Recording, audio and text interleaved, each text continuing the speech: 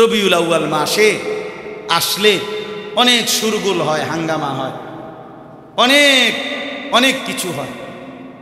হ্যাঁ, মৌসুমি আশেকে রসুলরা, সিজনাল নবী প্রেমিকের দাবিদাররা খুব বেশি, হ্যাঁ, খিচুড়ি বিরিয়ানি, এরপরে মিছিল রেলি, এরপরে ঢাক ঢোল বাদ্য গেট, বহু কিছু। এই সময় তুফান তাফান, লাখ লাখ টাকা খরচ হয়, উৎসব হয়, আনন্দ মুখর পরিবেশ হয়, খানা দানার ব্যাপক আয়োজন হয়। কিন্তু ওই আয়োজক অথবা ওই খানা দানার উৎসবের প্রত্যেকেই তো দাবিদার যে সকলেই আশেকে রসুল। আশেকে রসুলদের বিশাল মিলন মেলা হয় জায়গায় জায়গায়। ওই আশেকে রসুলদের কাছে গিয়া তুমি বিবেকবান একটা যুবক, তোমার কাছে অনুরোধ করলাম, তুমি জিগাইয়া তাদের সামনে গিয়া বলিও আপনাদের প্রত্যেকের পকেটে মিসওয়াকটা একটু দেখান তো।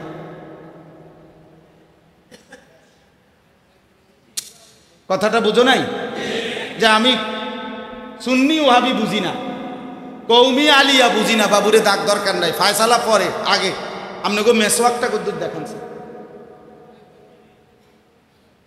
আর তুমি আমাদের কৌমি মাদ্রাসার আলেম ছাত্র, সাফ কথা বেটা, তুমি এখন গিয়া 100টা কৌমি মাদ্রাসা ছাত্র ওস্তাদের কাছে খবর নাও, প্রতি মাদ্রাসার মধ্যে কয়জনে মেসওয়াক ব্যবহার করে দেখো, করে না কয়জন? করে না হয়তো 1% 2-4 জন পাওয়া যাইতে পারে, আজকে নাই, হারায় গেছে। তাহলে এটা তো বিষয়টা হলো ইনসাফের কথা, এটা তো বাস্তবতা ভাইয়া। এখানে তো গালিগালাজের বিষয় না, এখানে নিজেদের মধ্যে ঠেলাঠেলির বিষয়। জান্নাত তো অনেক বড়, জান্নাত তো মোটামুটি 2টা রুম আর একটা ছোট বারান্দা 12 ফিট। হ্যাঁ, এর দূরে তো জান্নাত কয়, ঠিক না? প্রত্যেকের ছোট ছোট মনে করেন 12x12 2টা রুম, হ্যাঁ, আর একটা ছোট বারান্দা লগে, এর দূর করে বরাদ্দ দিব, এরকম না জান্নাত? তো সবচেয়ে ছোট জান্নাত 10 দুনিয়া বড়। তাইলে জান্নাত তো অনেক বড়। অসুবিধা কোথায়? তুমি যদি, আমি যদি সবাই আগলাইয়া নেই, সবাই একে অপরের রাসূলুল্লাহ সাল্লাল্লাহু আলাইহি সাল্লামের অনুসরণ করি, সবাই সবাইকে প্রতিপক্ষ না বানাইয়া যদি মহব্বতের সাথে আগলাইয়া আসি, অনুসরণ করি, তাইলে জান্নাত অনেক বড়। আমাদের সবাইকেও যদি আল্লাহ জান্নাত দেয়, রবের জান্নাত একটুও কমবে না, কমবে না।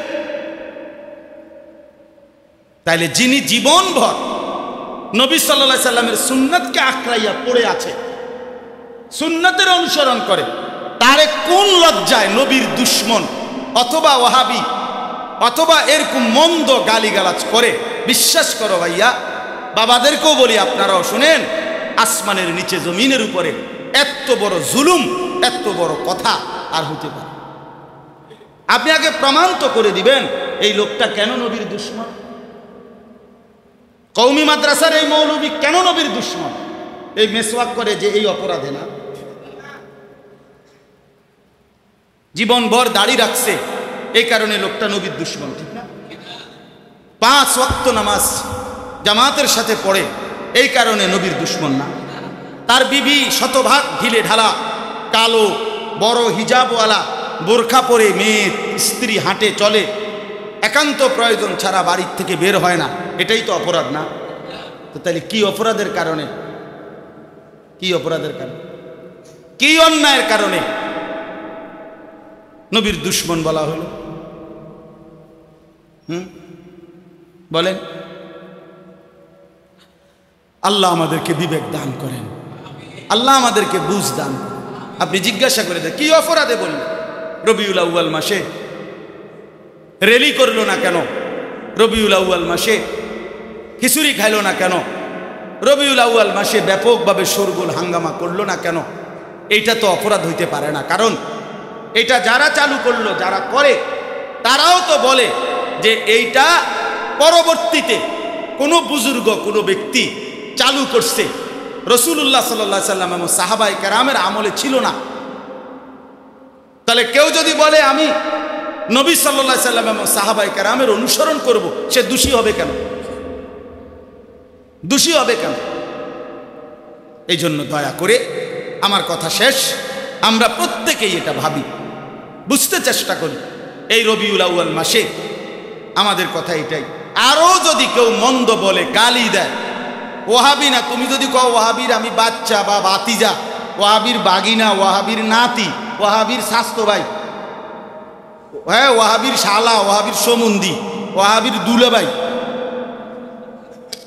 কথা বুঝছো না? যতটুকু কইতে আরো কও তুমি, কোনো সমস্যা নাই। কিন্তু আমি বলেই যাব যে অনুসরণবিহীন, সুন্নাতের ইত্তেবাবিহীন, নবীজির পদাঙ্ক, নবীজির পুরা জিন্দেগি অনুসরণ না করলে সে নবী প্রেমিক, আশিকে রসুল হতে পারে না, হতে পারে না, হতে পারে না। সে মিথ্যুক, মিথ্যুক, মিথ্যুক বেটা। তোমার জামা তোমার নেয়ামত না, তোমার জামা তুমিই বদলাইয়া ফেলো। তোমার কোনো প্যান্ট, এটা তোমার খুব বেশি সুখের কিছু না, এটা তুমিই কিছুদিনের মধ্যে বদলাইয়া ফেলো। তোমার গেঞ্জি, তোমার জামা, তোমার জুতা, তুমিই বলো কতবার বদলাইছো। নিজেরটা তো নিজেই বদলায়, নিজের চলাফেরা, নিজের স্টাইল সবই তো বদলায় ফেলে মানুষ। কিন্তু এই কালেমা, এই দৌলত, এই ঈমান, এটা এমন এক দৌলত, এমন এক নিয়ামত, যেটা মৃত্যুর সেকেন্ড পর্যন্ত বদলানো যায় না, বাদ দেওয়া যায় না। বাদ দিলে সব শেষ, আর থাকলে আখিরাত নিরাপদ। নবী সাল্লাল্লাহু আলাইহি সাল্লাম বলছেন, যার শেষ কালেমা লা ইলাহা ইল্লাল্লাহ দাখালাল জান্নাহ, সে জান্নাতেই প্রবেশ করবে। তো এই যে ঈমান আল্লাহ আমাদেরকে দিলেন, সর্বশ্রেষ্ঠ নিয়ামত, এটার মোকাবেলায় পৃথিবীর কিছুই নাই। এই নিয়ামত আল্লাহ দেওয়ার কারণে, আল্লাহই দিয়েছেন। আর আল্লাহ তাআলা তিনি বললেন যে আমার মুমিন বান্দার নিকটে, আমার ঈমানদার বান্দার কাছে, যারে আমি ঈমান দিলাম, লা ইলাহা ইল্লাল্লাহর নিয়ামত দিলাম, আল্লাহ নিজে বলছেন, কথাটা বুঝেন, আল্লাহ নিজে বলছেন, আমার সেই মুমিন বান্দা যাকে আমি ঈমান দিলাম, মুমিন বানালাম, মুসলমানের পরিচয় দিল, তার নিকটে সবচেয়ে বেশি প্রিয় ভালোবাসার পাত্র সেটা যেন হয় আমি আল্লাহ। কে? তাহলে মুমিনের এক নম্বর প্রথম প্রিয়জন কে? আল্লাহ। ওয়াল্লাযীনা আমানু আশাদ্দু হুব্বান লিল্লাহ, এই যে সরাসরি কোরআনে আল্লাহ বলে, যারাই ঈমানদার হলো তারা যেন সবচেয়ে বেশি, আশাদ্দু হুব্বান, এর চাইতে অধিক বুঝানোর মতো শব্দ নাই, সবচেয়ে বেশি ভালোবাসা লিল্লাহ, আল্লাহর জন্য। কার জন্য? আল্লাহর জন্য, আল্লাহর জন্য। সাহাবায়ে কেরামের, সমস্ত সাহাবীর বৈশিষ্ট্য কি ছিল? আল্লাহ বলছেন, রাদিয়াল্লাহু আনহুম ওয়া রাদু আন। সাহাবীরা আমার এমন, আমার বন্ধুর, তাদের ঈমান এত সুন্দর, তারা এমন মজবুত মুমিন যে তারা এমন যে আমি আল্লাহ তাদেরকে ভালোবাসি, তারাও আমাকে পূর্ণ ভালোবাসে। তাহলে সমস্ত সাহাবী সবচেয়ে বেশি ভালোবাসতেন কাকে? প্রথম আল্লাহ, প্রথম আল্লাহ। মুমিনের প্রথম ভালোবাসা আল্লাহর জন্য। আল্লাহ তাআলা বলেন, জমিনে আমি মুমিন ঈমানদারকে কেমন দেখতে চাই, ঈমানদার বান্দা আমার কেমন হওয়া উচিত? আল্লাহ বলেন, এমন হওয়া উচিত ইউহিব্বুহুম ওয়া ইউহিব্বুনা, আমিও তাদেরকে ভালোবাসবো, তারাও আমাকে ভালোবাসবে। এই হওয়া উচিত, এই হওয়া উচিত। যদি এমন হয় তা আল্লাহ বলেন, কবরে মৃত্যুর সময় এই খুশি খুশি ভাবে আমি আল্লাহ তাআলা সন্তুষ্ট চিত্তেই তাকে আমার কাছে ফিরিয়ে নেব। ইরজিই ইলা রাব্বিকা রাদিয়াতাম মারদিয়া। আল্লাহ বলবেন মৃত্যুর সময় নেককারকে, আমার বান্দা আমার কাছে ফিরে আসো, এই অবস্থায় আমিও তোমার উপরে সন্তুষ্ট, তুমিও আমার উপরে সন্তুষ্ট। তাইলে আমার ভাই, একজন মুমিনের সবচেয়ে বেশি ভালোবাসা কার প্রতি? তাহলে এটা অর্জন করতে হয়, ভালোবাসা বাড়াইতে হয়। আল্লাহকে ভালোবাসতে হয়, আল্লাহর ভালোবাসা আমাদের দরকার। আল্লাহর ভালোবাসা আমাদের কলিজার মধ্যে আসতেই হবে, বাড়াইতে হবে। এই বাড়ানোর জন্য, ভালোবাসা লাভ করার জন্য আল্লাহ তাআলা একটা সহজ প্রেসক্রিপশন এই আয়াতের মধ্যে বললেন, ইন কুনতুম তুহিব্বুনাল্লাহ, যদি আল্লাহকে ভালোবাসতে চাও। তাহলে আগে বলেন, আল্লাহকে ভালোবাসা একজন মুসলমানের জন্য উচিত কিনা? সবাই বলেন উচিত। কয় নম্বরে? 1 নম্বর। মুমিনের প্রথম ভালোবাসা কার প্রতি? আল্লাহর। তা আল্লাহ বলে সেই ভালোবাসা যদি অর্জন করতে হয় তোমার করণীয় কি? করণীয় একটাই কাজ। আমি একজন বন্ধু পাঠাইছি, সেই বন্ধুকে আমি সব বলে দিছি, দেখায়া দিছি, তোমরা শুধু বন্ধুকে অনুসরণ করবা, তাইলে বন্ধুকেও পাইবা, বন্ধুর খোদা আমি আল্লাহ আমারও পাইব। খালাস, ফাত্তাবিউনি। দ্বিতীয় কথা, আমার বন্ধুর অনুসরণ করো, প্রিয় নবী মুহাম্মদ সাল্লাল্লাহু আলাইহি সাল্লামের অনুসরণ করো। তাইলে প্রিয় ভাই আমার, বাবা আমার, ছেলেরা আমার, সবার কাছে অনুরোধ, আল্লাহ তাআলা দ্বিতীয় কথা এটাই বললেন যে আল্লাহর ভালোবাসা যদি অর্জন করতে হয় প্রিয় নবী সাল্লাল্লাহু আলাইহি সাল্লামকেই অনুসরণ করো। ফাত্তাবিউনি, আমাকেই অনুসরণ করো। বিশ্বাস করেন, পৃথিবীর কোনো অভিধান, পৃথিবীর কোনো ডিকশনারিতে, পৃথিবীর কোনো ভাষায় ফাত্তাবিউনির অর্থ শুধুই ভালোবাসা এটা নয়, বরং অনুসরণের মাধ্যমে ভালোবাসা। কিসের মাধ্যমে ভালোবাসা? অনুসরণের মাধ্যমে ভালোবাসা, অনুসরণযোগ্য ভালোবাসা। অস্থির হইয়েন না, এই কোনো রকম আমার সময়টা শেষ, আর অল্প ভাই, পেরেশানি করলে তোর এটা টাইমটা ফিরে আসবে না। তাইলে ফাত্তাবিউনি, আমার অনুসরণ করো। ইত্তেবা শব্দের অর্থ হলো অনুসরণ। কি অনুসরণ বলতে আরবিতে কাকে বোঝায়? তাফসিরে আছে, ব্যাখ্যার মধ্যে আছে। মনে করেন আমরা দুইজন মানুষ, আমি আর এই মাওলানা আবু হানিফ ভাই, আমরা দুইজন রওনা দিলাম মুরাদনগর হাইটা। এখন উনি মনে করেন আমারে অনুসরণ করে যাবে, মানে উনি সিদ্ধান্ত নিছে যে উনি অনুসরণ করবে কাকে? আমারে। তো এখন এই অনুসরণ কখন হবে? যখন আমার প্রত্যেক কদম, মানে পাও যেখানে পড়লো, আমি প্রথম ডান পাও রাখলাম মাটিতে, এখান থেকে বাইর হইয়া, এরপরে আমি যখন সামনে আগাইতে যাবো, তাহলে আমার কদম সামনে বাড়লেই পিছনে আমার কদমের জায়গাটা খালি হবে কিনা? খালি হবে না। এটা এ আরবিতে বলে অনুসরণ, মানে হলো পিছনের জন যাকে অনুসরণ করতেছে হুবহু তার কদমের নকশা অনুপাতে, মানে প্রত্যেকটা কদম যেখানে ফেলছে ওইটা ধইরা ধইরা ওই জায়গায় পাও দিয়া দিয়া সামনের দিকে আগাড়ে যাওয়া, ওনারে অনুসরণ করা, এটারে বলে ইত্তেবা।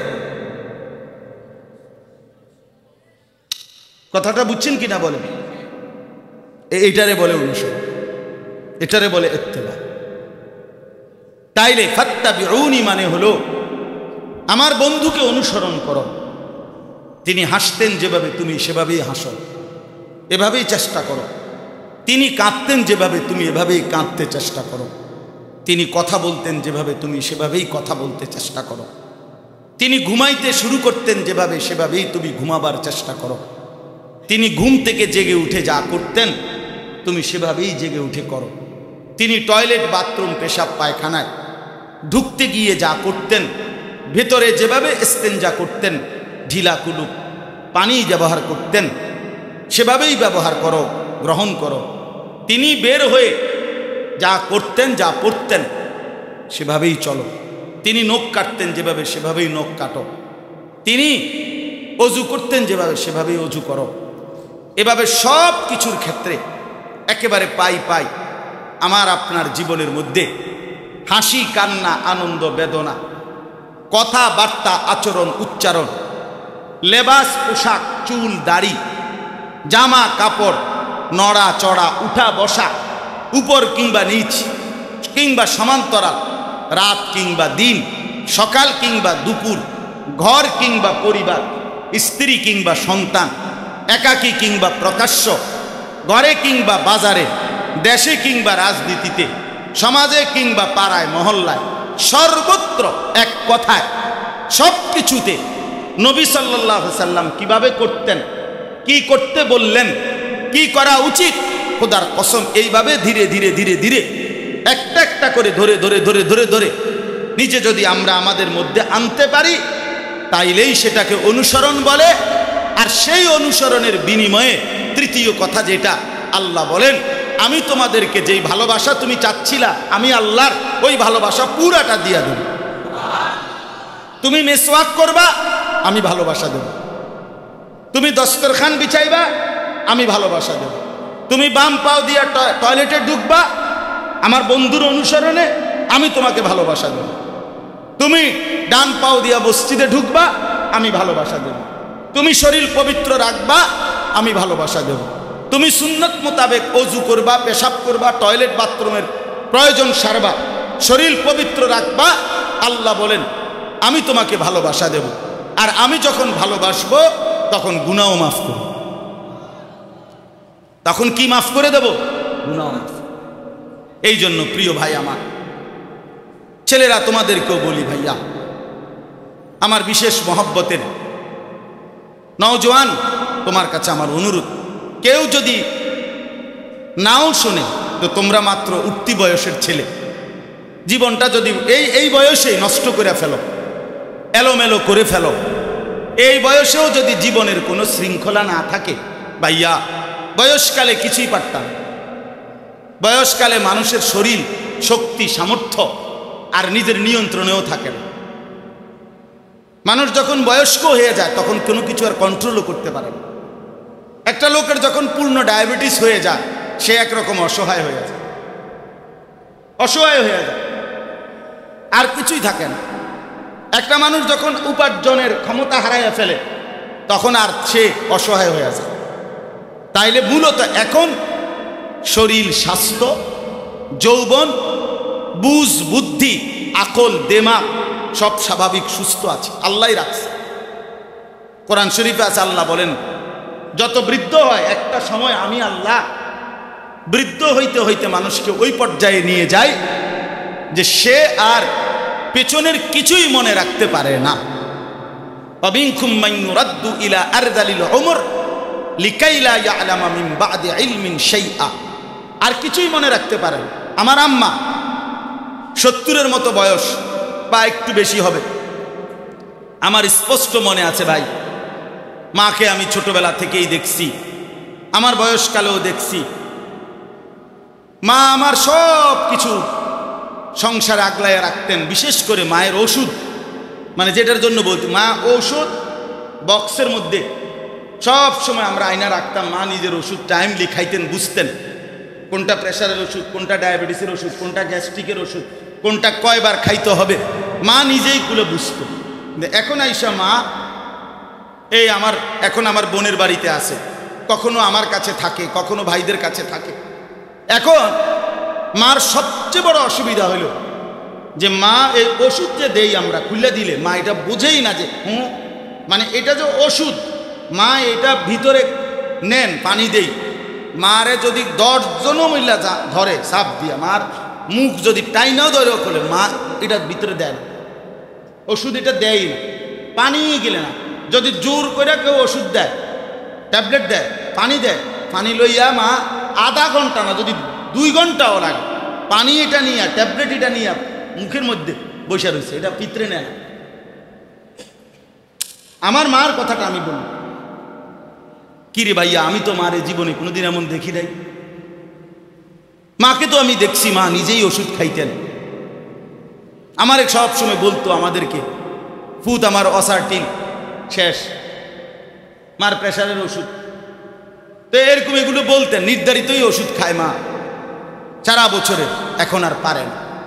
তাহলে আমি বলতে চাচ্ছি একটা সময় আমাদের হয়েই যাবে, যদি হায়াত পাই, না পাইলে তো নাই, যে সময় আর শরীর, সামর্থ্য, যোগ্যতা থাকে না। নিষ্কর্মা হয়ে যায় মানুষ। আরজালুল উমর অর্থ।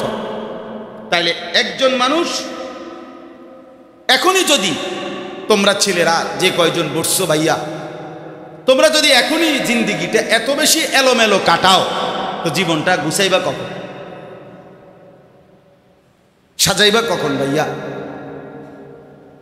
আমার প্রশ্ন হল, এই বয়সেই তুমি রাসূলুল্লাহ সাল্লাল্লাহু আলাইহি ওয়াসাল্লামের কোনো কিছুই তোমার পছন্দ হয় না।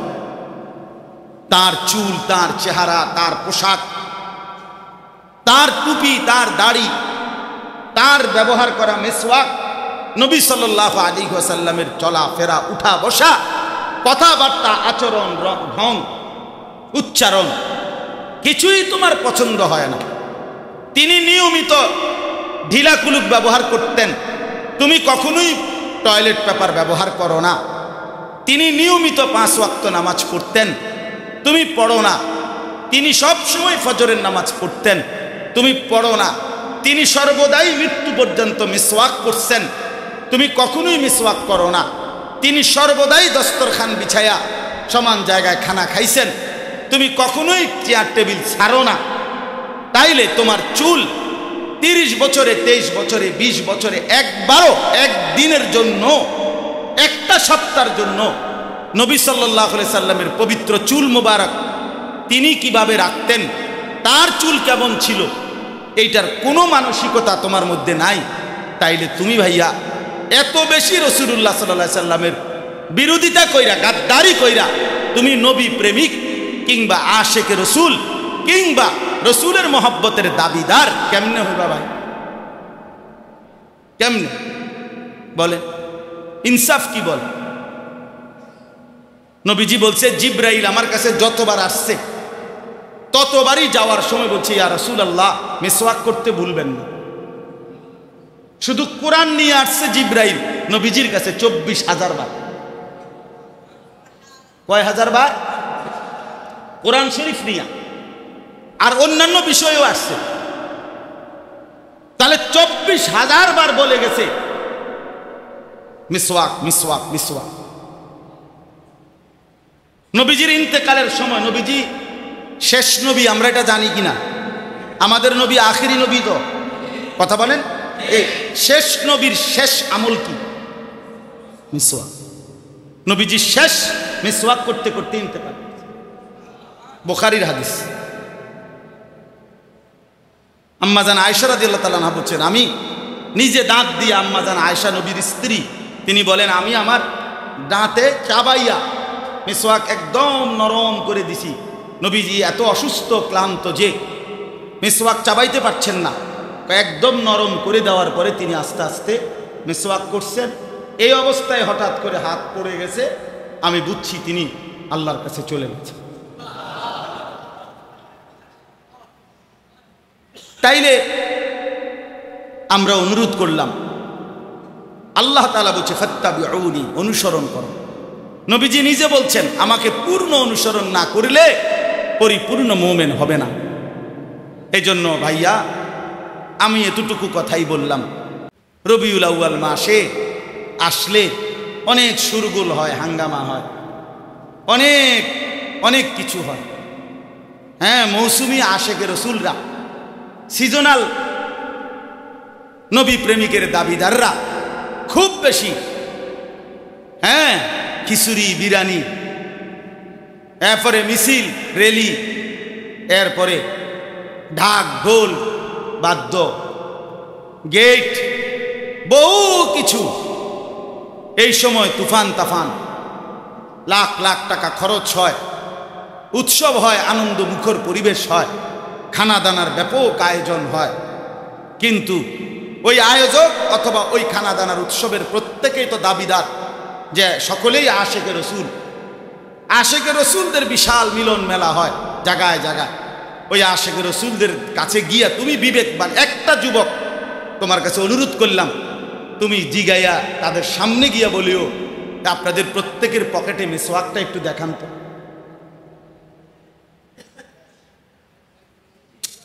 কথাটা বুঝো নাই? যে আমি সুন্নি ওহাবি বুঝি না, কৌমি আলিয়া বুঝি না, বাবুরে দাগ দরকার নাই, ফায়সালা পরে, আগে আপনাকে মেসওয়াকটা কদ্দুর দেখান স্যার। আর তুমি আমাদের কওমি মাদ্রাসার আলেম ছাত্র, সাফ কথা বেটা, তুমি এখন গিয়া 100টা কওমি মাদ্রাসা ছাত্র ওস্তাদের কাছে খবর নাও, প্রতি মাদ্রাসার মধ্যে কয়জনে মেসওয়াক ব্যবহার করে দেখো, করে না কয়জন? করে না, হয়তো 1% 2-4 জন পাওয়া যাইতে পারে, আজকে নাই, হারায় গেছে। তাহলে এটা তো বিষয়টা হলো ইনসাফের কথা, এটা তো বাস্তবতা ভাইয়া। এখানে তো গালিগালাজের বিষয় না, এখানে নিজেদের মধ্যে ঠেলাঠেলির বিষয়। জান্নাত তো অনেক বড়, জান্নাত তো মোটামুটি 2টা রুম আর একটা ছোট বারান্দা 12 ফিট। হ্যাঁ, এর দূরে তো জান্নাত কয়, ঠিক না? প্রত্যেকের ছোট ছোট মনে করেন 12x12 2টা রুম, হ্যাঁ, আর একটা ছোট বারান্দা লগে, এর দূর করে বরাদ্দ দিব, এরকম না জান্নাত? তো সবচেয়ে ছোট জান্নাত 10 দুনিয়া বরাবর। তাইলে জান্নাত তো অনেক বড়, অসুবিধা কোথায়? তুমি যদি, আমি যদি সবাই আগলাইয়া নেই, সবাই একে অপরের রাসূলুল্লাহ সাল্লাল্লাহু আলাইহি সাল্লামের অনুসরণ করি, সবাই সবাইকে প্রতিপক্ষ না বানাইয়া যদি মহব্বতের সাথে আগলাইয়া আসি, অনুসরণ করি, তাইলে জান্নাত অনেক বড়। আমাদের সবাইকেও যদি আল্লাহ জান্নাত দেয়, রবের জান্নাত একটুও কমবে না, কমবে না। তাইলে যিনি জীবনভর নবী সাল্লাল্লাহু আলাইহি সাল্লামের সুন্নাতকে আঁকড়াইয়া পড়ে আছে, সুন্নাতের অনুসরণ করে, তারে কোন লজ্জায় নবীর দুশ্মন অথবা ওয়াহাবি অথবা এরকম মন্দ গালিগালাজ করে? বিশ্বাস করো ভাইয়া, বাবাদেরকেও বলি, আপনারাও শুনেন, আসমানের নিচে জমিনের উপরে এত বড় জুলুম, এত বড় কথা আর হতে পারে? আপনি আগে প্রমাণ তো করে দিবেন এই লোকটা কেন নবীর দুশ্মন। কওমি মাদ্রাসার এই মৌলবী কেন নবীর দুশ্মন? এই মেসওয়াক করে যে এই অপরাধে না, জীবনভর দাড়ি রাখছে, এই কারণে লোকটা নবীর দুশ্মন, ঠিক না? 5 ওয়াক্ত নামাজ জামাতের সাথে পড়ে, এই কারণে নবীর দুশ্মন না? তার বিবি শতভাগ ঢিলে ঢালা, কালো, বড় হিজাবওয়ালা, বোরখা পরে মেয়ে স্ত্রী হাঁটে চলে, একান্ত প্রয়োজন ছাড়া বাড়ির থেকে বের হয় না, এটাই তো অপরাধ না? তো তাহলে কি অপরাধের কারণে, কি অপরাধের কারণে, কি অন্যায়ের কারণে নবীর দুশ্মন বলা হলো? বলেন। আল্লাহ আমাদেরকে বিবেক দান করেন, আল্লাহ আমাদেরকে বুঝ দান করেন। আপনি জিজ্ঞাসা করে দেন কি অপরাধে বললেন? রবিউল আউয়াল মাসে রেলি করলো না কেন? রবিউল আউয়াল মাসে খিচুড়ি খাইলো না কেন? রবিউল আউয়াল মাসে ব্যাপকভাবে শোরগোল হাঙ্গামা করলো না কেন? এইটা তো অপরাধ হইতে পারে না। কারণ এটা যারা চালু করলো, যারা করে, তারাও তো বলে যে এইটা পরবর্তীতে কোনো বুজুর্গ, কোনো ব্যক্তি চালু করছে, রাসূলুল্লাহ সাল্লাল্লাহু আলাইহি সাল্লাম এবং সাহাবায়ে কেরামের আমলে ছিল না। তাহলে কেউ যদি বলে আমি নবী সাল্লাল্লাহু আলাইহি সাল্লাম এবং সাহাবায়ে কেরামের অনুসরণ করব, সে দোষী হবে কেন? দোষী হবে কেন? এই জন্য দয়া করে, আমার কথা শেষ, আমরা প্রত্যেকেই এটা ভাবি, বুঝতে চেষ্টা করি। এই রবিউল আউয়াল মাসে আমাদের কথা এটাই। আরও যদি কেউ মন্দ বলে, গালি দেয়, ওয়াহাবি না, তুমি যদি কও ওয়াহাবির আমি বাচ্চা বা বাতিজা, ওয়াহাবির বাগিনা, ওয়াহাবির নাতি, ওয়াহাবির স্বাস্থ্য ভাই, হ্যাঁ, ওয়াহাবির শালা, ওয়াহাবির সমুন্দি, ওয়াহাবির দুলাভাই, কথা বুঝছো না? যতটি কইতে আরো কও তুমি, কোনো সমস্যা নাই। কিন্তু আমি বলেই যাব যে অনুসরণবিহীন, সুন্নাতের ইত্তেবাবিহীন, নবীজির পদাঙ্ক, নবীজির পুরা জিন্দেগি অনুসরণ না করলে সে নবী প্রেমিক, আশিকে রাসূল হতে পারে না, হতে পারে না, হতে পারে না। সে মিথ্যুক, মিথ্যুক, মিথ্যুক বেটা, মিথ্যুক বেটা তুমি। অনুসরণবিহীন ভালোবাসা হয় না, অনুসরণবিহীন। আর ভালোবাসলে অনুসরণ করতেই হয়, অনুসরণ করলে ভালোবাসা প্রমাণিতই হয়। আল্লাহ আমাদেরকে তৌফিক দান করেন, আল্লাহ আমাদেরকে কবুল করেন। আল্লাহ আমাদেরকে বুঝ দান করেন। আল্লাহ বলেন, বন্ধুকে অনুসরণ কইরো, তাইলে আমি আল্লাহ ভালোবাসবো, গুনাহ মাফ করে দেব, জান্নাতও দিয়ে দেব।